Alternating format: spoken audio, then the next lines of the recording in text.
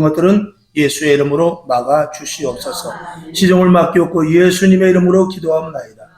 아멘. 할렐루야. 네. 오늘은 히브리서 11장 6절 한 절의 말씀만 봤습니다. 분명한 믿음입니다. 아멘. 우리 한번 따라해 봅시다. 분명한 믿음. 분명한 믿음. 아멘. 교회는 믿음으로 세워갑니다. 믿음을 가진 자들이 성령의 인도하심을 따라서 있는 무리들이 있는 것이 교회입니다. 믿음이 없으면 교회는 존재 가치가 없지요. 그래서 믿음으로 모든 것들이 이루어지고, 믿음이 있으면은 나이나 성별이나 빈부나 이런 거에 관계없이 하나님은 일하십니다. 아멘. 그래서 어린아이가 됐든지 청년이 됐든지 늙은이가 됐든지 믿음을 가지고 성령 충만한 사람들이 교회를 이끌고 나가는 거예요. 그러니까 어린이가 됐든지 청년이 됐든지 늙은이가 됐든지 간에 그들에게 하나님의 영으로 말미암아서 예언을 하게 하고 환상을 보게 하고 꿈을 꾸게 하셔서 교회를 세워나가는 것입니다. 하나님의 일은 무엇으로 하는 것이다? 믿음으로 하는 것입니다. 돈으로 하는 거 아닙니다. 나이로 하는 거 아니에요. 모세도 80에 쓰셨고 어린아이들이라 할지라도 성령 충만해서 그 입을 통해서, 젖먹이의 입을 통해서도 하나님의 일을 하는 것입니다. 아멘. 여러분, 나이에 제한되지 말고, 환경에 제한되지 말고, 지식에 제한되지 말고 하나님 나에게 더 큰 믿음을 주시옵소서. 더 큰 믿음을 주시옵소서. 그렇게 기도할 수 있기를 주님의 이름으로 축원합니다. 자, 히브리서 11장 1절과 2절을 한번 볼까요? 자, 우리 다 같이 시작. 믿음은 바라는 것들의 실상이요 보지 못하는 것들의 증거니. 2절. 선진들이 이로써 증거를 얻었느니라. 아멘. 하나님께서 믿음을 계속해서 강조하는 것은 믿어야 되기 때문에 그래요. 뭘 믿느냐? 하나님을 믿어야 되는데 하나님이 보여진다면 쉬워요. 하나님이 보여지지 않기 때문에 믿어야 되는 거예요. 보는 것을 뭐하러 믿겠어요? 보여지지 않으니까 우리가 믿으라는 것이죠. 그런데 하나님은 우리에게 믿으라기만 하고 야 믿어라 그리고 그냥 많은 분이 아니에요. 우리에게 믿으라고 해놓고 믿음을 가진 자들에게 오늘 2절의 말씀과 같이 그 증거를 반드시 보여줘요. 그래서 믿음으로 홍해를 건너게 하고요, 믿음으로 여리고성을 무너뜨리게 하고요, 믿음으로 요단강을 건너게 하고요, 믿음으로 병든 자를 고쳐주세요. 그리고 믿음으로 하나님께서 주시는 은사로 말미암아 하나님의 일을 감당케 하시는데, 처음에는 보이지 않게 믿음으로 시작했지만 그 다음부터 하나님께서는 우리들에게 증거로 나타내 보여주십니다. 하나님께서 우리에게 먼저 요구하는 건 믿음이에요. 그리고 이후에 하나님께서 믿기만 해라 그리고 하나님께서 내팽개치는 것이 아니라 믿는 자들에게 반드시 증거를 주십니다. 그러니까 하나님은 우리에게 사기치는 게 아니에요. 하나님은 우리들에게 거짓말하는 게 아니에요. 단 하나님이 가지고 계신 것을 우리에게 증거를 주는데 누구에게만 주느냐? 믿음을 가진 자들에게. 하나님은 우리에게 많은 증거, 우리에게 눈으로 보여질 수 있는 증거를 가지고 계세요. 병든 것이 치료되고 능력이 나타나고 문제가 해결되고 이런 것들을 가지고 계시는데, 그런 것들을 먼저 보여주는 것이 아니라 먼저 믿음을 갖게 하셔요. 그래서 믿음을 가진 자들에게 하나님이 가진 것들을 우리들에게 주시는 것입니다.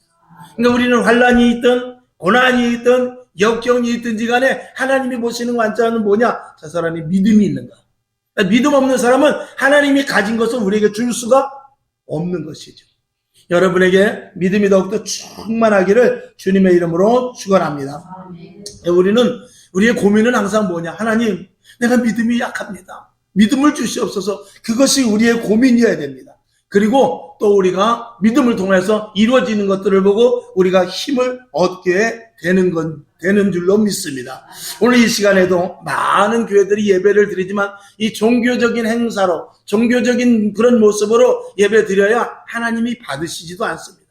우리는 종교적으로 드리는 것이 아니라 진정한 그리스도인, 내 안에 예수가 있고 내 안에 성령이 있고 내 안에 말씀이 있고 내 안에 확고한 믿음이 있어서 그런 깨어있는 자세로 하나님께 예배 드릴 때 그게 신령과 진정의 예배가 될 줄로 믿습니다. 그래서 오늘 예배에 대해서 믿음에 대해서 몇 가지 말씀을 갖고자 합니다. 첫 번째, 우리가 믿음을 갖기 위해서는 가장 중요한 것이 하나님의 존재를 분명하게 인식해야 돼요.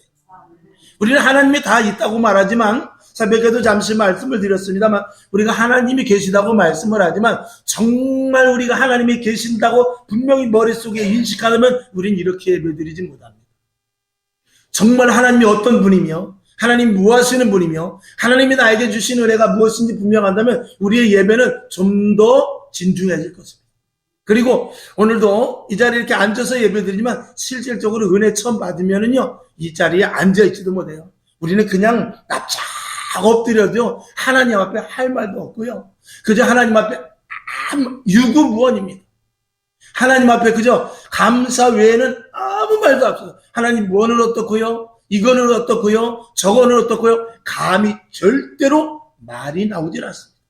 우리가 이만큼 살아서 그래도 세상 말로 죄송합니다. 우리가 나불나불 되는 건 그만큼 하나님에 대해서 모르는 부분이 많이 있기 때문에 그래요. 정말 하나님을 안다면 우리는 아무 소리도 못합니다. 그저 하나님 주 뜻대로 하옵소서. 그 말 외에는 우리에게 도저히 다른 말이 나올 수가 없는 것이죠. 여러분 하나님을 분명히 아실 수 있기를 주님의 이름으로 축원하며 하나님을 알되 이 성경 말씀 속에서 찾으시기 바랍니다. 그래서 우리는 다른 것 없습니다. 하나님을 알기 위해서 저 들에 가야 하나님을 아는 거 아닙니다. 저 강가에 가야 하나님을 아는 거 아니에요.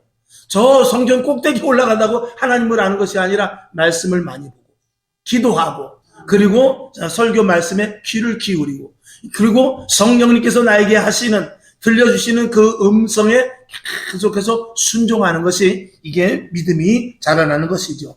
말씀대로 살아서 우리는 반드시 하나님이 보여주시는 증거 그것을 우리가 열매라고 그래요.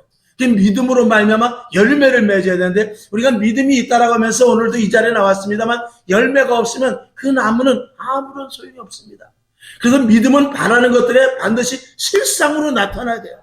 여러분들이 믿음이 있다면 반드시 증거가 나타나야 돼요. 증거가 없으면 내 입을 벌려서라도 예수가 나와야 돼요. 우스갯소리로 가끔 말씀드리지 않습니까? 우리가 걸어가다 돌풀이를 건너 넘어지면은 이제 보통 보면은 아이고 이런 18 이렇게 나오잖아요. 근데 은혜가 충만한 사람은 돌뿌리를 건너 넘어져도 아이고 주여 소리가 먼저 나오는 거예요. 그만큼 우리가 믿음과 신앙이 얼마만큼 내 안에 내재되어 있느냐. 이게 굉장히 중요한 것이죠. 그런 작은 입술에 말 나오는 것조차도 다 그게 열매예요.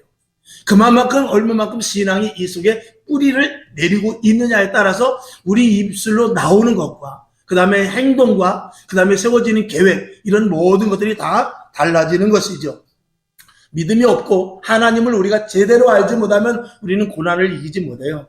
힘듦과 어려움이 있을 때 주님을 배반할 수도 있는 것입니다. 그리고 당장 눈앞에 보여지는 좋은 현실이 없을 때 그때는 교회를 떠날 수도 있게 되는 것입니다.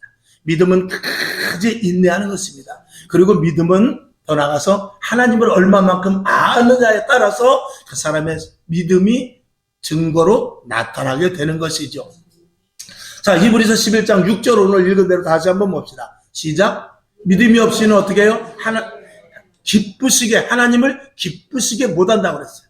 그 다음에 하나님께 시작. 하나님께 나아가는 자는 반드시 그가 계신 것과 또한 그가 자기를 찾는 자들에게 상 주시는 이심을 믿어야 할 것입니다.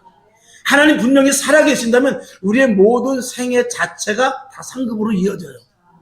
근데 하나님 분명히 살아계신다는 것을 우리가 인지하지 못하고 어렴풋이 알기 때문에 그것이 상급으로까지 이어지지 못하는 것입니다. 하나님 분명히 살아계신다면 내 앞에 총이 와도 내 앞에 칼이 와도 우리는 얼마든지 주님을 배반하지 않고 그리고 주의 일을 거뜬히 해나갈 것이며 사도행전의 초대교회에 모든 사도들이나 집사님들 같이 생명을 걸고 복음을 전할 수 있을 것입니다. 그럴 때 상급이 반드시 있게 되는 것이죠. 그래서 오늘 첫 번째 말씀드린 것은 하나님의 살아계심을 저와 여러분이 분명하게 인식할 수 있기를 주님의 이름으로 축원합니다. 하나님을 알되 깊이 하시길 바랍니다. 하나님을 알되 더욱더 폭넓게 하시길 바랍니다. 하나님을 알되 더욱더 광범위하게 하나님에 대하여서 더 아실 수 있기를 주님의 이름으로 축원합니다. 오늘도 하나님은 살아계시고 할렐루야 우리와 함께 하시며 그리고 영원한 천국을 준비하고 계신다는 사실이죠. 이거는 우리가 분명히 알아야 될 것은 우리가 하나님을 믿고 안 믿고의 문제가 아니라는 것. 즉 다시 말해서 내가 하나님을 믿지 않는다고 해서 하나님이 안 계신 것도 아니고, 또 하나님을 내가 믿는다고 해야 하나님이 계시는 것도 아닙니다. 하나님은 우리가 믿든지 안 믿든지, 세상 사람들이 교회를 배척하든지 전도지를 찢어버리든지 하나님은 오늘도 살아계십니다. 그게 무서운 것입니다. 하나님 살아계신다는 그 자체가 우리에게 있어서는 엄청난 증거가 돼야 되죠. 여러분에게 더욱더 하나님 분명히 살아계신 증거를 드러내는 믿음자들 될 수 있기를 주님의 이름으로 축원합니다. 그 다음에 우리가 믿음을 갖기 위해서 중요한 것이 있는데, 이것은 데살로니가전서 2장 13절을 한번 봅시다. 시작. 이러므로 우리가 하나님께 쉬지 않고 감사함은 너희가 우리에게 들은 바 하나님의 말씀을 받을 때에 사람의 말로 아니하고 하나님의 말씀으로 받음이니 진실로 그러하다. 이 말씀이 또한 너희 믿는 자 속에서 역사하느니라. 아멘.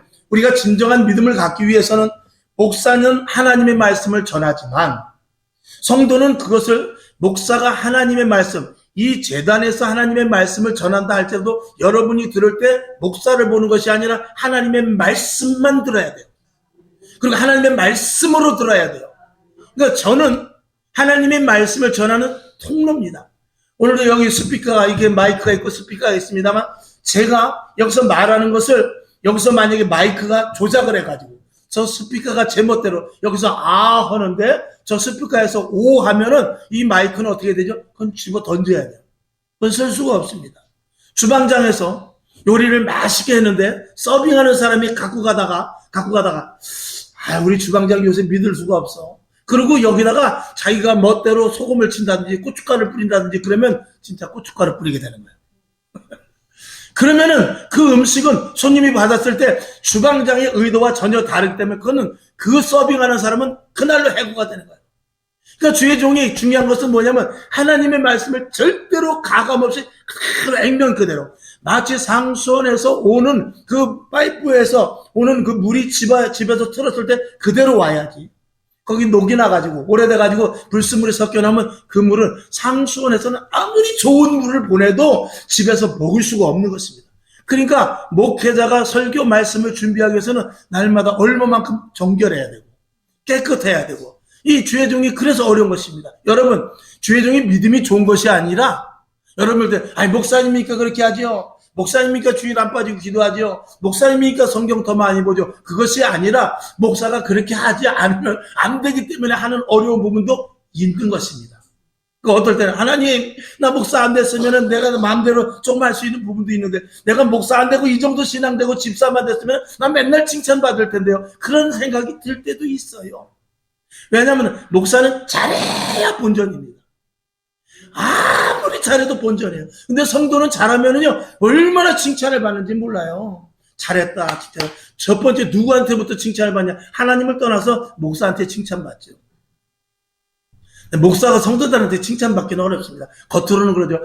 목사님 은혜 받았습니다. 그렇지만 또 한쪽에 가서 오늘 목사님 나한테 얘기한 것 같아.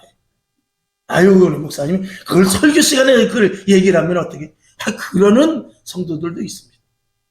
여러분, 우리는 어쨌거나 목사는 사람이지만 제 입에서 나오는 이 말씀을, 하나님의 말씀을 받을 것으로 데살로니가전서 2장 13절에서 말씀을 하고 있는 것입니다. 그거는 하나님께서 우리에게 주시는 것인데, 주신 부탁인데, 그 말씀을, 제가 하는 말씀을, 하나님의 말씀을 받을 때 누가 유익이냐?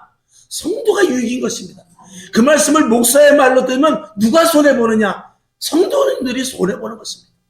여러분에게 하나님의 말씀을 저는 최선을 다해서 가감없이 이 성경에 있는 액면 그대로 전하기를 저는 원하는 것이고, 여러분이 그 말씀을 그대로 하나님이 오늘 나에게 하시는 말씀이다 라는 것으로 믿으면 복이 될 줄로 믿습니다. 그럴 때 믿음이 자란다, 그 말입니다. 그 다음에 세 번째로는 우리가 바른 믿음을 가져야 돼요. 이제 좀 있으면 말씀을 드리겠습니다만, 여러분, 믿음이 자라서, 믿음도 작은 믿음이 있고 큰 믿음이 있습니다. 적은 믿음이 있고 큰 믿음이 있어요. 여러분, 적은 믿음이 아니라 큰 믿음을 가질 수 있기를 주님의 이름으로 축원하면서, 그 다음에 우리의 믿음은 의심하지 말아야 됩니다. 우리가 예수를 믿는 데 있어서 열심히 하는 것도 좋지만 바르게 하는 것이 중요합니다. 우리가 열심히 하는 것도 좋아요. 근데 열심히 하는데 바르게 하지 못하면 소용합니다. 소용이 없는 것이죠. 예화로 한번 말씀을 드렸죠. 어떤 종이 밭을 갈았어요. 오늘은 내가 주인 마음에 들게 좀 열심히 갈아야 되겠다. 그리고 밭을 갈았는데 딴 때보다 갑절에 밭을 갈았어요. 오늘은 내가 주인한테 칭찬받겠다. 근데 주인이 와가지고, 야 이놈아, 너 이걸 일이라고 했냐? 왜요? 남의 밭을 갈면 어떡하냐? 우리 밭을 갈아야지 남의 밭을 갈면 뭐하냐? 우리가 아무리 열심히 해도 바르게 하지 않으면 그건 아무런 소용이 없는 것입니다. 우리가 그래서 조금 있으면 제가 말씀을 드리시겠습니다만 적은 믿음과 작은 믿음은 틀린 거예요. 자, 우리는 눈앞에 고난과 환경과 역경이 있을 수 있습니다만 그것은 마귀가 우리를 넘어뜨리려고 우리 앞에 가리워 놓는 것이에요.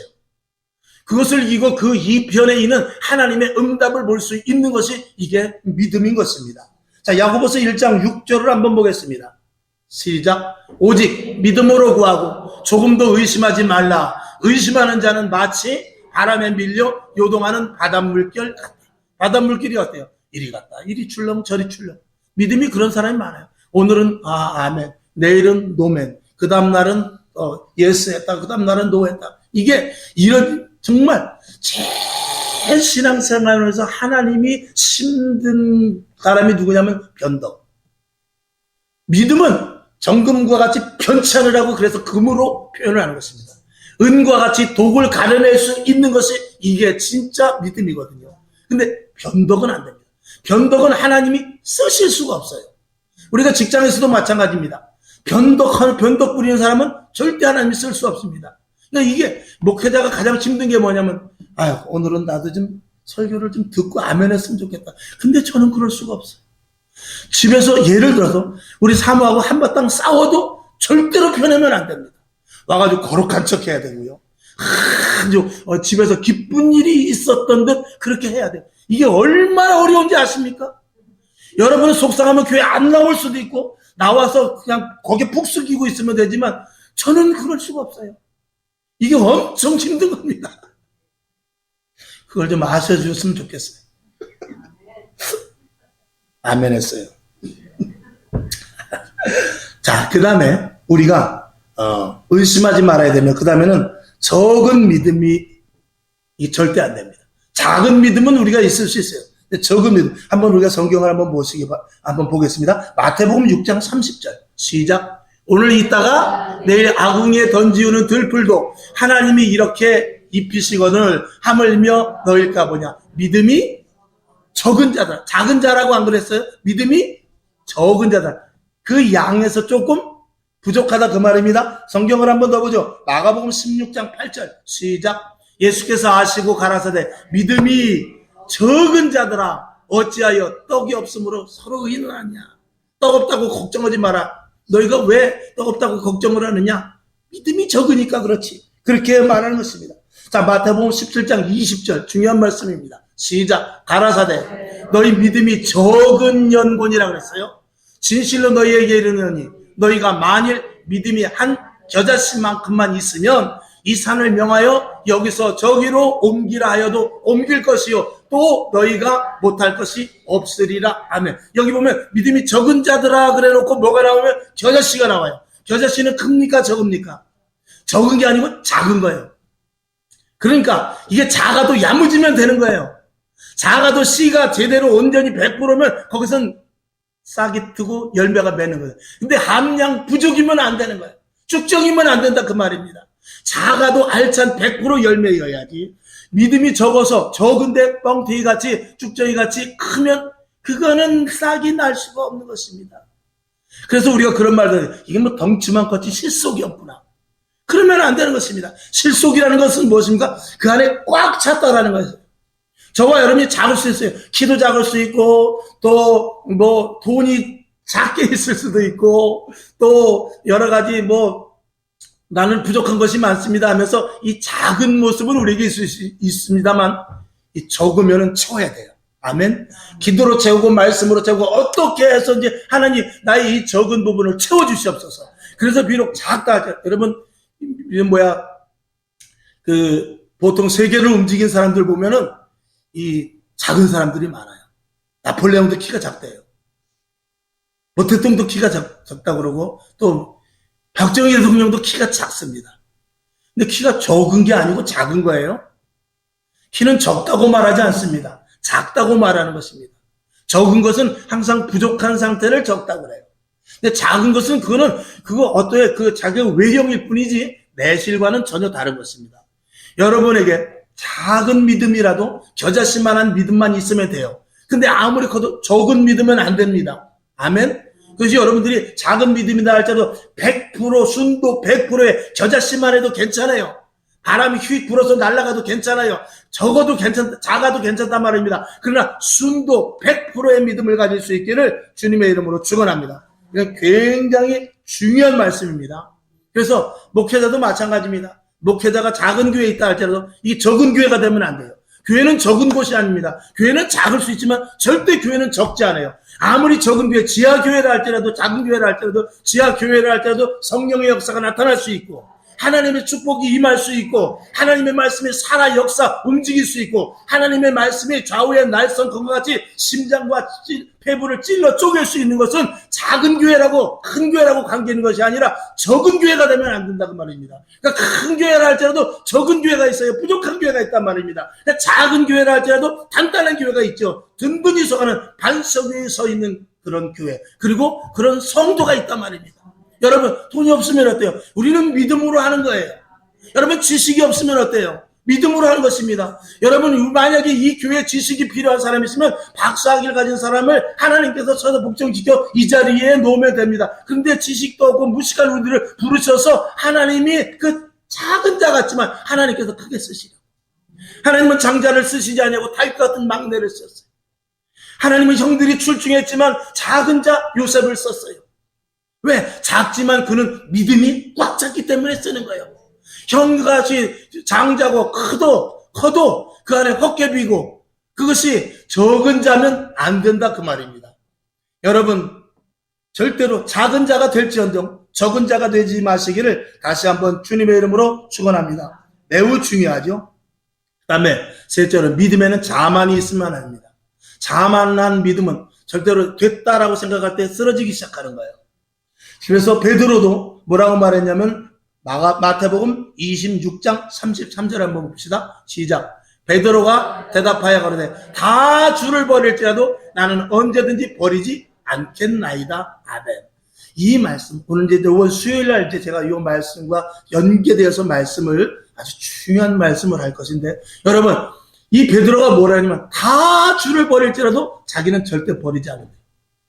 이건 뭐냐면 자기가 주님과 함께 있음으로 말미암아서 자기가 어떤 위급한 상황에 처한다 할지라도 설마 하나님께서 도와주시겠지. 그런 나름대로 엉뚱한 믿음을 가지고 있어요. 믿음은 자기 스스로 믿음 안에서 역사하는 것입니다. 누가 도와주는 것 아닙니다. 하나님이 도와주실 때 무엇을 보고 도와주냐면 그 안에 믿음이 있는가를 보고 도와주는 거예요. 주님과 함께 있는 것이 문제가 아니라 구약시대에는 성령님이 함께 하시고 하나님이 함께 하시고 그리고 주님이 그 구약시대에 나타나시진 않지만 더러더러 간헐적으로 나타나지만 함께 하셨어요. 그런데 신약시대는 함께 하는 것이 아니고 내주하십니다. 그래서 성령님이 내주하시고 주님이 내주하시고 하나님이 내주하시는 거예요. 그래서 내가 아버지 안에 있고 아버지가 내 안에 있고 내가 너희 안에 있고 너희가 내 안에 있다고 그랬어요. 내주하는 것입니다. 그래서 완전히 나의 주인이 되주셔서 나를 이끌고 가시는 것입니다. 그러니까 구약시대는 나의 손을 붙잡고 갔다면 지금은 내 안에서 나와 함께 가시는 것입니다. 아멘. 즉 다시 말해서 하나가 되었다 그 말입니다. 그러니까 우리는 이 안에 있는 죄를 다 털어야 돼요. 이 안에 있는 죄를 털지 않고서는 내 안에 주님이 오실 수가 없다 그 말입니다. 그래서 예수님께서 제일 먼저 설교할 때 뭐라냐면 산상수훈에서 팔복을 이야기하는 거예요. 심령이 가난하라는 것입니다. 마음에 대해서 계속해서 말씀을 하고 있는 것입니다. 왜냐하면 주님이 내 안에 내주해야 되기 때문에 그랬어요. 구약시대 때는 아무리 죄를 져도요 그냥 옆에서 끌고 가면 됐어요. 근데 신약은 그렇지 않습니다. 우리 안에 내주하시는 성령, 내주하시는 예수가 계셔야 되기 때문에 절대로 우리 안이 청결하지 않으면 우리 안에 평안이 없으면 주님이 내 안에 계실 수 없는 것입니다. 아멘. 자, 우리가 믿음이 커질수록 당연히 겸손해지겠죠. 왜냐하면 내 안에 주님이 계셔서 나를 이끌고 가시기 때문에 그렇습니다. 그리고 이제는 구약시대보다도 우리 안에 내 안에 계심으로 말미암아서 절대 의심치 않는 믿음 그리고 내 안에 더럽고 추한 갈라디아서 2장 20절의 말씀대로 내가 그리스도와 함께 십자가에 못 박혀 죽었나니, 이 고백. 우리가 예수 믿을 때 제일 먼저 하는 것이 세례받는 것입니다. 이건 나를 죽였다라는 선포 아니겠습니까? 선언이죠. 그리고 내 안에 주님이 오셔서 나를 완전하게 이끌고 가시는데, 나를 이끌고 갈 때 이때부터는 세상의 내가 아닌 하늘나라의 내가 되어서 놀라운 체험이 시작됩니다. 그런데 우리가 신앙생활을 하면서도 교회 다니고 헌신하고 봉사하면서도 그런 체험을 하지 못하기 때문에, 내 안에 주님으로 말미암아 내가 이끌려가야 되는데 그러지 못하기 때문에 교회를 떠나게 되는 것입니다. 하나님의 크고 비밀한 것들은 너무나 많은데 거기까지는 근접도 하지 못하고 눈으로 보이는 교회 생활 때문에 그냥 떠나는 경우가 너무나 많은 것입니다. 저와 여러분, 정말 눈으로 보이지 않지만 하나님은 살아계시고, 그 살아계신 하나님은 여러분에게 증거를 보여주길 원하는데, 그런 체험 신앙을 가질 수 있기를 주님의 이름으로 축원합니다. 자, 히브리서 11장 1절을 봅니다. 마태복음 26장 35절을 보고 넘어가야 되겠네요. 시작.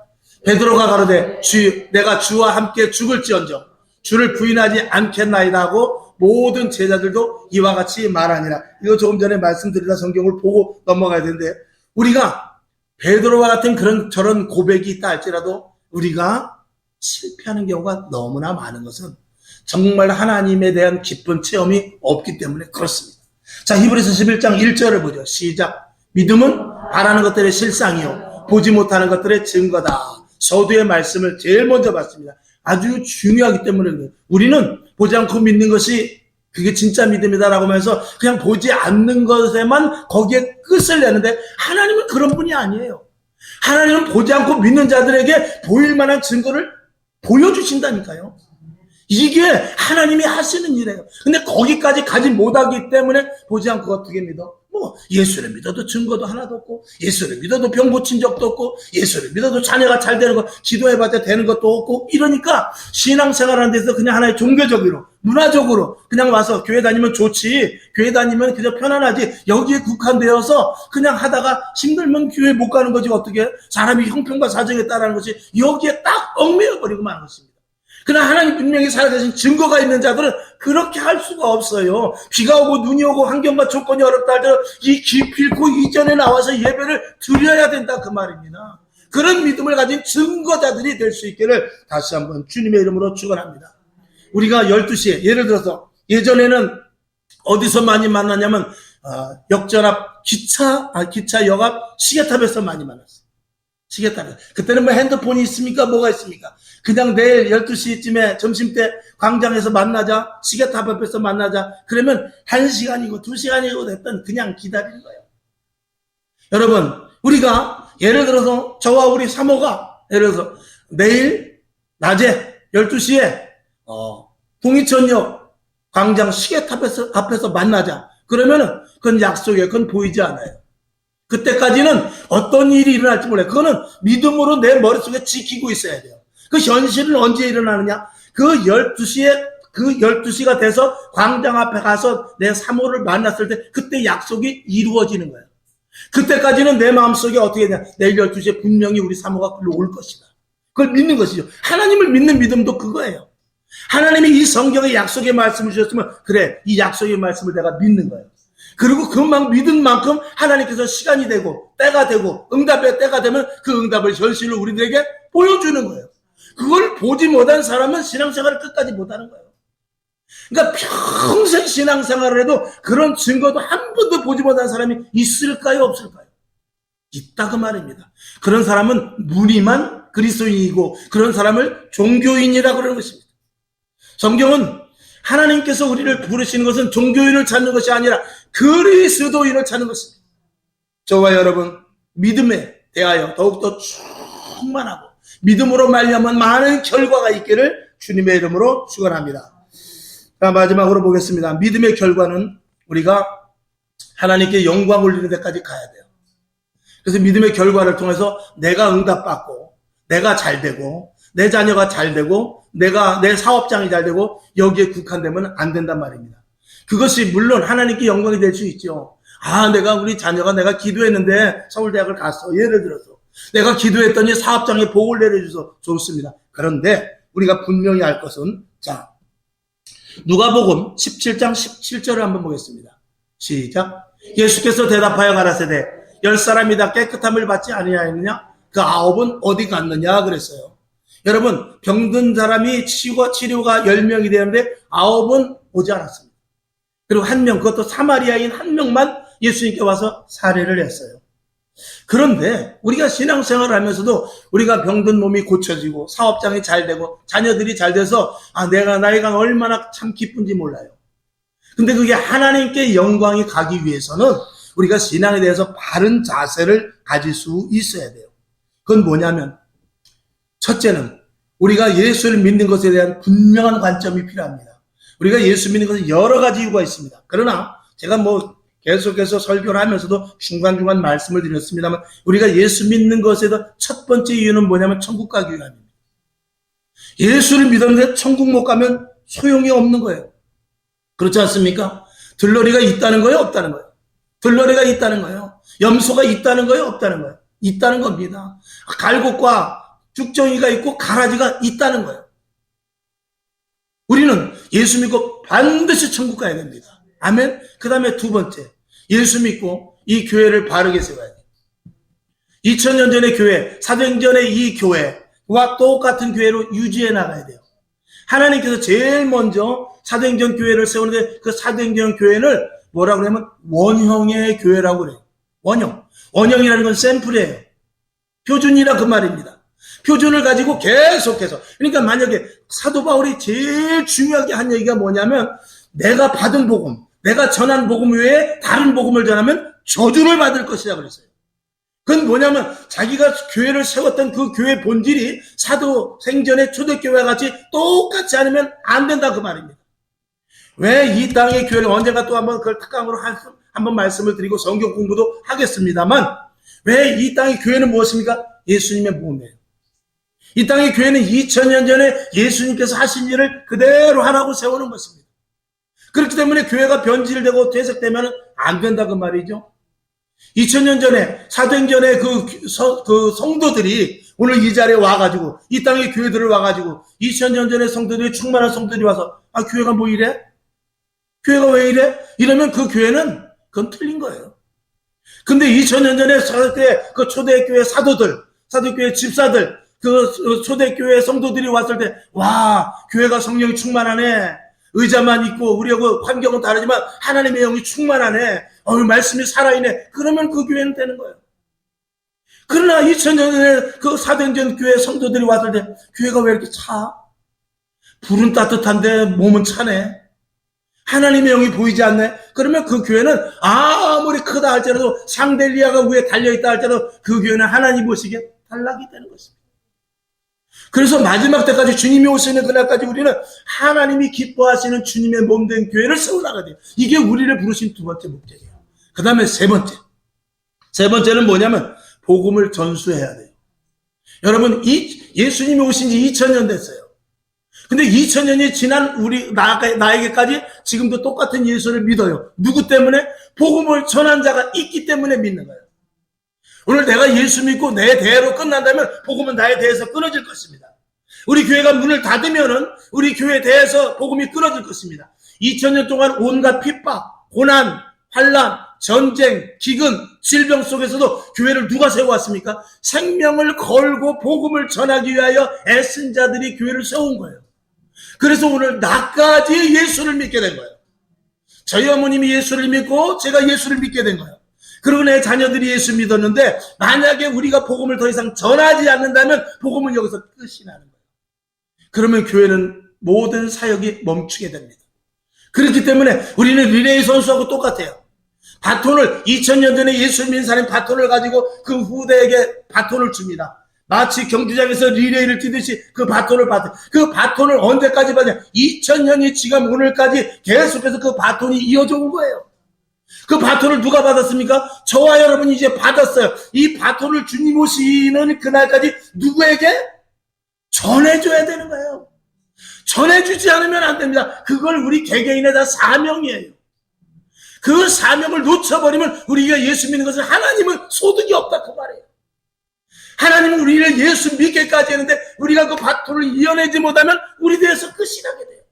이건 엄청난 큰 사명인 것입니다. 그래서 주님께서는 뭐라고 그러냐면 내가 세상 끝날까지 내가 너와 함께 하겠다라는 것입니다. 왜? 복음을 끝까지 전하려고. 그리고 내 증인이 되리라 그랬어요. 증인되는 삶을 살라는 것입니다. 왜? 우리는 이제 저와 여러분 손에 보이지 않지만 이 손에 무엇이 있다고요? 복음의 바톤이 있어요.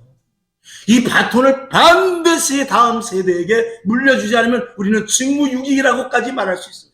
오늘 본문 읽은 대로 하나님을 믿는 자들, 믿음을 가진 자들은 반드시 상 받을 것을, 이 상 받으심을 믿어야 할 것이라고 했어요. 오늘 하나님께서는 우리들에게 자기를 찾는 자들에게 상 주시는 이심을 믿어야 할 거예요. 상 주시는. 그 상을 누가 받습니까? 적어도 바톤을 받아서 바톤을 잇는 자에게 제일 먼저 상을 받습니다. 여러분에게 이 사명이 다 있음을 믿으시기를 주님의 이름으로 축원을 드립니다. 자, 로마서 1장 11절 시작.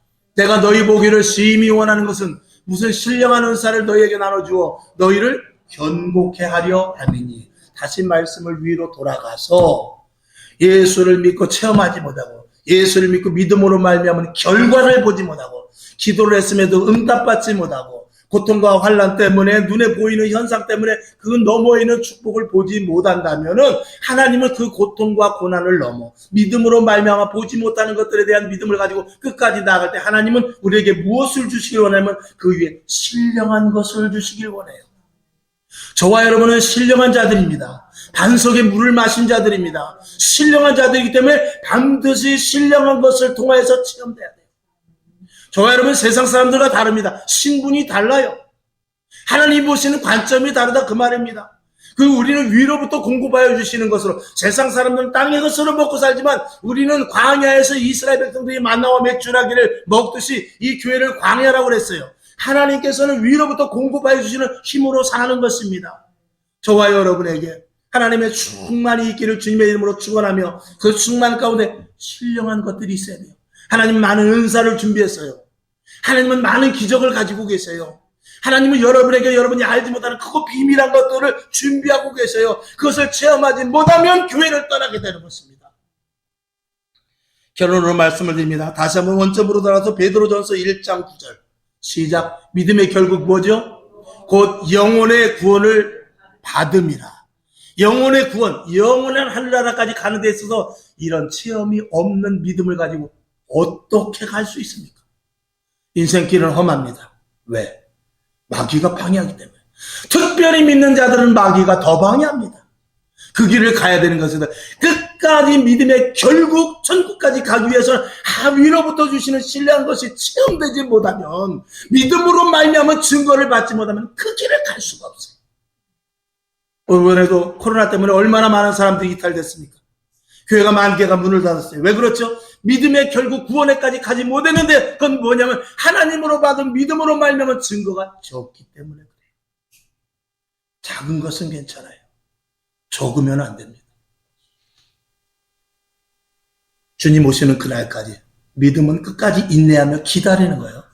증거가 있어야 기다리죠. 체험이 있어야 기다릴 것 아닙니까? 주님의 음성을 들어야 기다릴 것 아니에요. 중도에 포기하면 그것보다 억울한 게 어디 있어요? 예수 믿고 지옥 간다면 그것부터 억울한 게 어디 있어요? 차라리 오늘도 등산 가는 게 낫지 않습니까? 여러분, 믿음으로 사시고, 첫 번째는 믿음으로 사시고, 두 번째 믿음으로 증거를 얻으시길 바랍니다. 세 번째 그 증거 속에 신령한 것들이 여러분 심령 깊은 곳까지 내려오지기를 주님의 이름으로 축원합니다. 아버지 하나님 감사합니다. 오늘 하나님의 은혜 가운데 하나님의 말씀이 선포됩니다. 목사의만이 아니라 하나님의 말씀으로 우리 신비에 심어지게 하여 주셔서 30배, 60배, 100배 열매 맺게 하여 주시옵소서. 예수님의 이름으로 축원하고 기도합니다. 아멘. 340